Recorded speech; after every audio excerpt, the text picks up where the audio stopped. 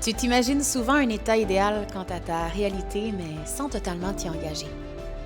Comme si la grande forêt que tu es semble s'être fanée au lieu de s'être entretenue un peu à tous les jours. Pourtant, le mouvement, le souffle, l'observation sont le cœur d'une nature abondante et éclatante de vitalité. Et si, au lieu de rêver, tu devenais cette constance, cet idéal que tu sais, en fait, sommeille en toi et n'attend qu'à être mise en action. C'est parti pour ton 15 minutes de Constancia. Commençons.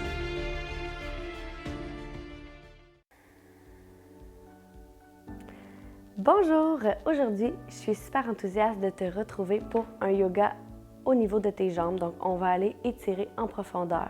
Peut-être que tu as commencé à faire des activités dehors, à travailler dans ton jardin, à faire du vélo et puis qu'en ce moment, tu te sens raqué, peut-être même grâce à notre programme Constancia. Donc aujourd'hui, ce qu'on va faire pour les 15 prochaines minutes, c'est aller étirer en profondeur avec un bon yoga thérapeutique. Donc, tu peux aller chercher une sangle si tu en as une. Sinon, ça peut être une ceinture ou même un attache de robe de chambre. Donc, va chercher ça et on se retrouve sur le tapis, les pieds, la largeur de tes hanches. Je ne sais pas si je t'ai déjà donné le truc. Tu peux coller tes deux poings et les placer entre tes pieds pour bien mesurer la distance de tes crêtes iliaques. Donc, sans plus tarder, tu peux transférer le poids de ton corps vraiment tout dans ton pied droit.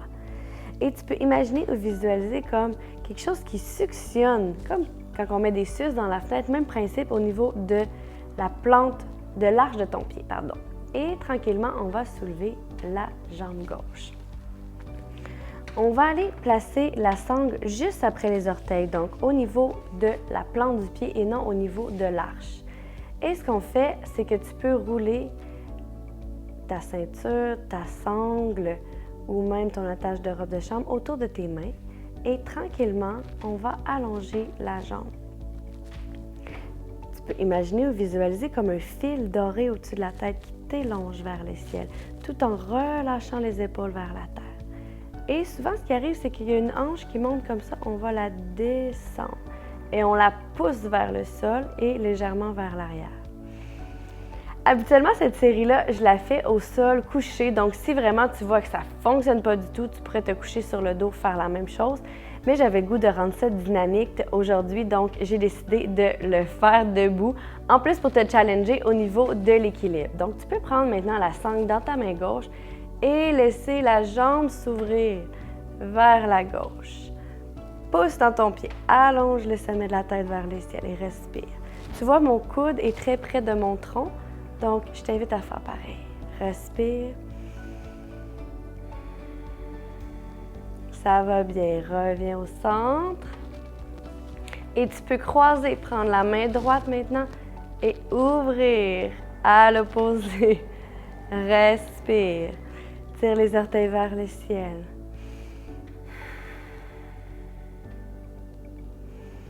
Encore 2 respirations.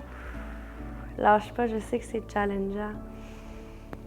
Reviens au centre et doucement relâche.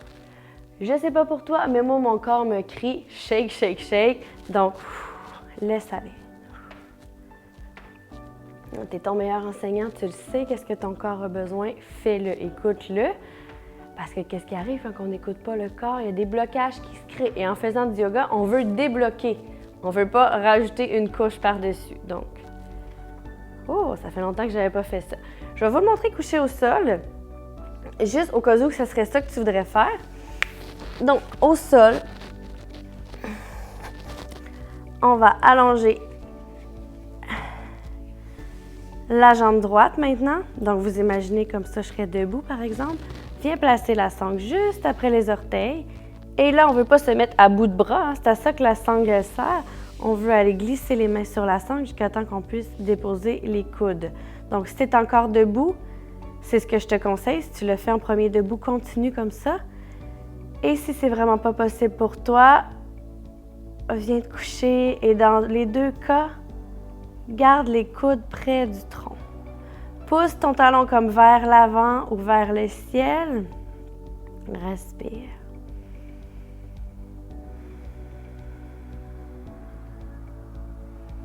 Et des fois, on ne serait pas tenté de faire cette série-là quand on est raqué, mais au contraire, c'est vraiment très bénéfique.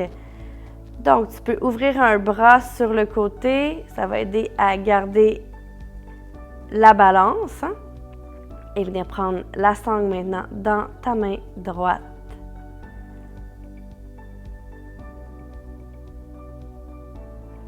Respire.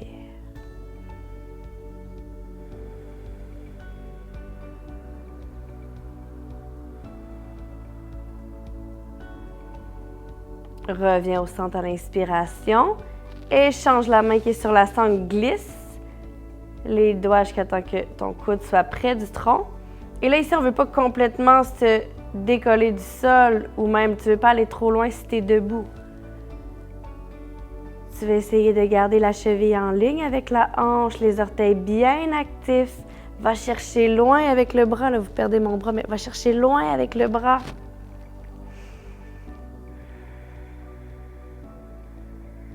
Encore 2 respirations, lâche pas, ça va bien.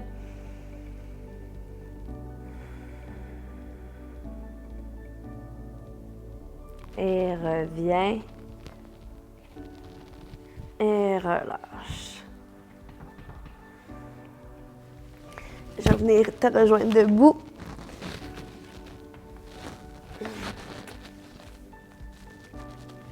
Donc, si tu as encore besoin de te dégourdir,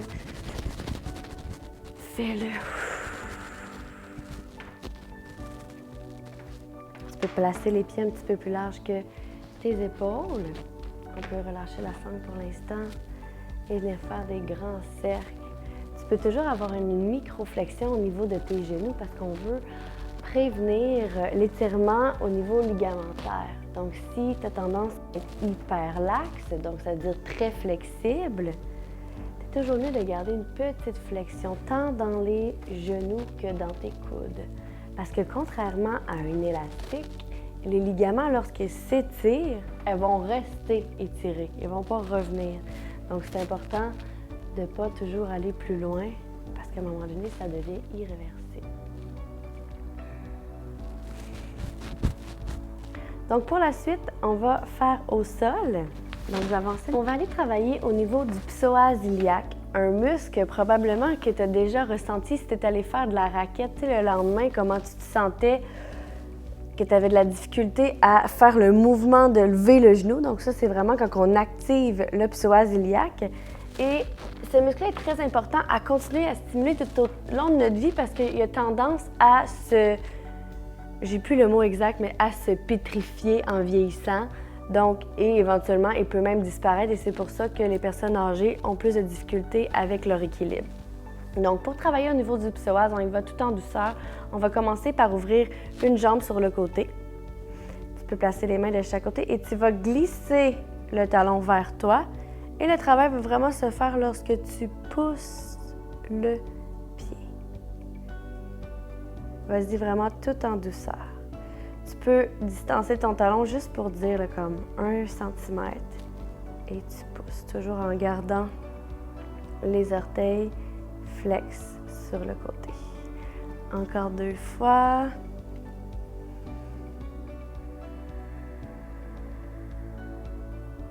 Dernière fois. Et pousse ta travail, hein? Ça a l'air de rien là. Ouh, c'est intense. Donc, 4 fois de l'autre côté, on ouvre sur le côté et on tire doucement. Tu sais, si tu es capable, tu peux soulever le talon. Si ça ne fonctionne pas, fais juste le glisser au sol, tant en tirant qu'en poussant à l'expiration. Vas-y doucement, inspire. Et encore plus doucement à l'expire. Parce que c'est là, hein, tu le sens. Ouais, exactement là. Ouh, on le sent bien. Dernière fois. Pousse, pousse, pousse. Et super, on shake.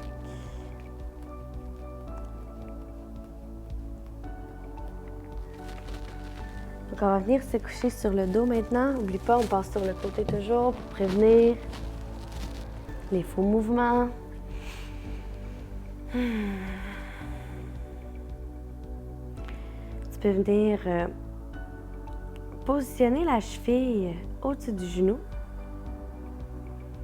et décoller le pied du tapis. Donc moi, j'ai commencé par ma jambe gauche. Tu peux commencer par la droite ou la gauche, il n'y a pas d'importance pourvu que tu fasses les deux côtés. Et on va se balancer de droite à gauche.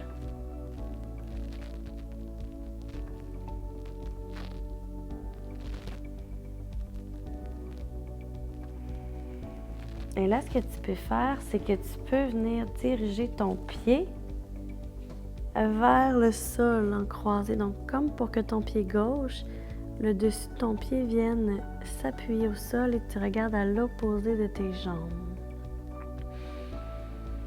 Prends des bonnes respirations. Tu peux activer le souffle guérisseur, peut-être ici, là, dans la hanche, ça tourbillonne. C'est plus intense. Et ce que j'aime beaucoup du yoga, c'est que oui, on travaille les hanches et les jambes en ce moment, mais que oui, ça travaille les hanches, ça travaille le dos, ça travaille les épaules, même jusqu'à la nuque, hein, parce que toute la colonne vertébrale, tout est interconnecté au niveau des fascias,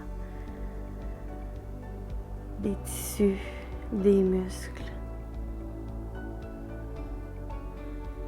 Donc, on vient cibler une partie, on remonte, mais en bonus, on travaille tout le reste. Donc, on y va de l'autre côté. Assure-toi de garder vraiment les orteils bien actifs, hein, qui tirent vers ton genou.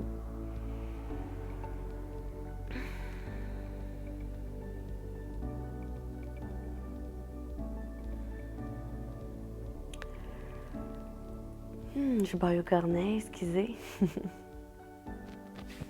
Et doucement, laisse aller ton pied vers le sol. Ouvre les bras.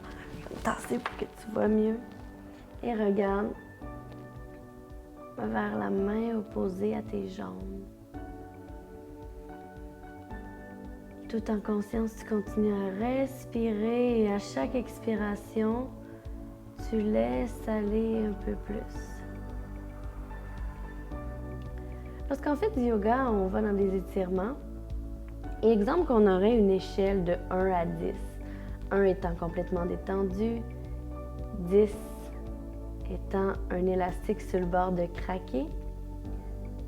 Quand tu entres dans tes positions, tu veux être toujours à environ 3-4 maximum. Et au fur et à mesure que les respirations vont passer, ton corps va s'assouplir et ton 3-4 va devenir peut-être un 1-2. On revient au centre. Je vais continuer à t'expliquer ce petit bout théorique, mais quand même très, très important dans la prochaine posture. Donc, allonge la jambe droite. Viens placer les mains derrière la jambe. Si ça ne fonctionne pas, tu peux toujours prendre la sangle et la placer. Je vais te montrer comment.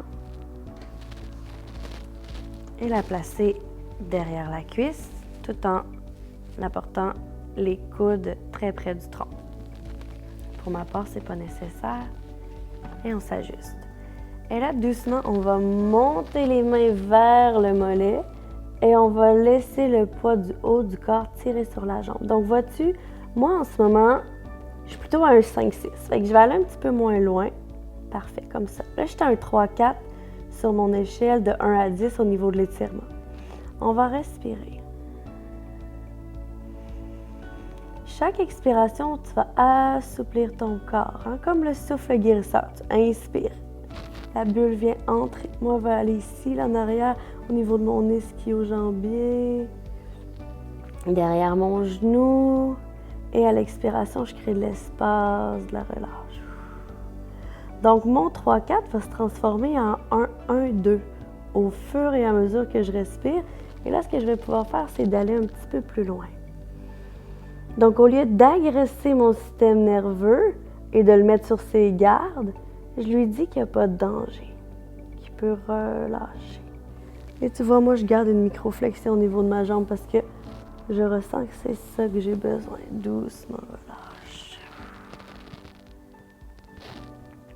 On va faire la même chose de l'autre côté.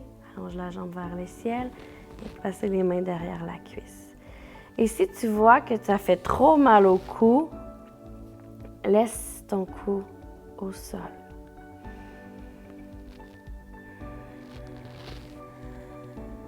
Tire les coudes de chaque côté.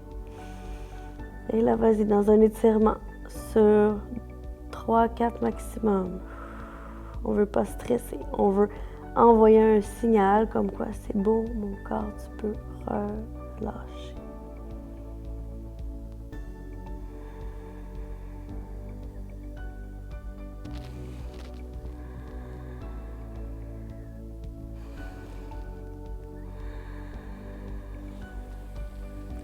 Et on relâche, on dépose. Installer les genoux d'un côté à l'autre.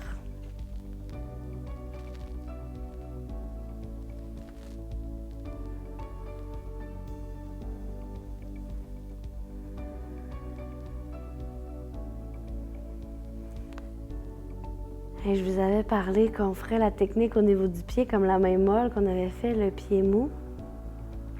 Donc, tu peux venir juste masser au niveau de ton tibia vers ta cheville et venir saisir le pied juste en dessous de la cheville et là, tu relâches. Mou, mou, mou, mou.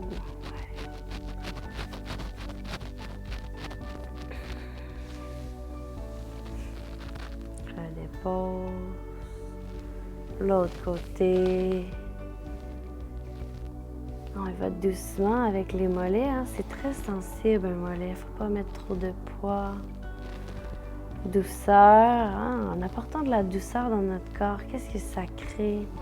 Ça crée de l'harmonie au niveau physique, mental, spirituel. Je plie un peu mon genou et relâche.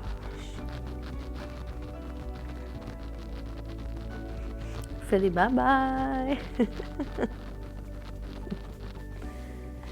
Et redépose. On peut venir ouvrir les genoux, coller le dessous des pieds ensemble. Mets les mains sur tes hanches. Et prends 5 respirations. Je te nomme le gardien, gardienne de ta respiration. Donc, compte de 1 jusqu'à 5.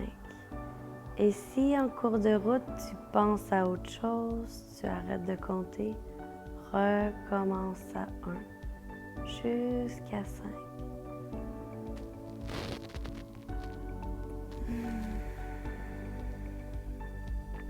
Et tu peux même appuyer sur pause et continuer le souffle pour 10 ou 15 respirations.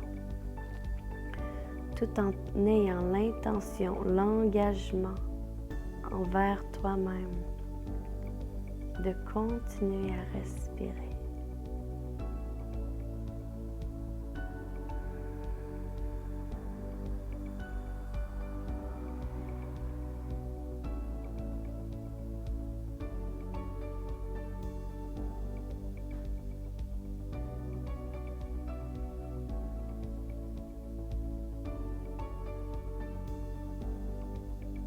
Prochaine expiration, rapporte les genoux ensemble. Et viens te coucher sur ton côté droit. Tu peux déposer une main vers ton cœur. Prends le temps encore aujourd'hui de laisser un mot monter à l'intérieur de toi. Et venir le déposer dans ton cœur. Tu peux le répéter à l'intérieur de toi.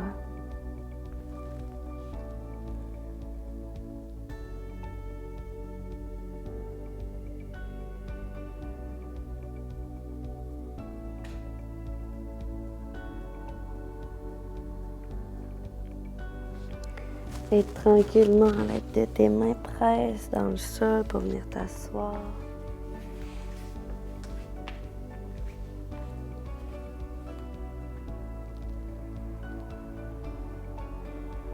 On peut chanter un Om. Et après ça, je vais chanter le mantra Loka. Si tu veux répéter après moi. Inspire.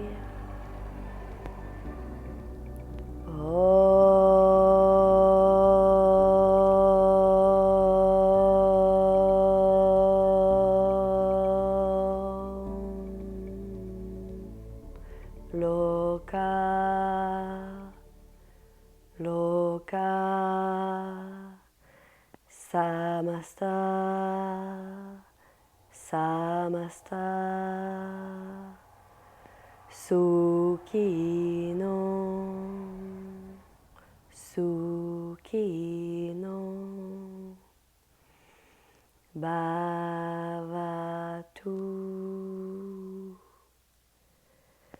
Bhavatu.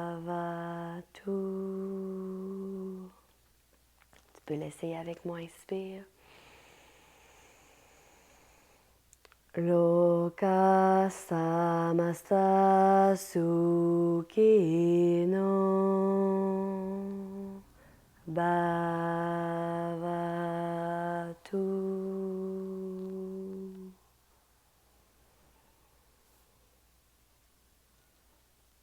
Engagement et constance dans ton cœur. Engagement et constance dans tes paroles. Engagement et constance dans tes pensées. Namasté.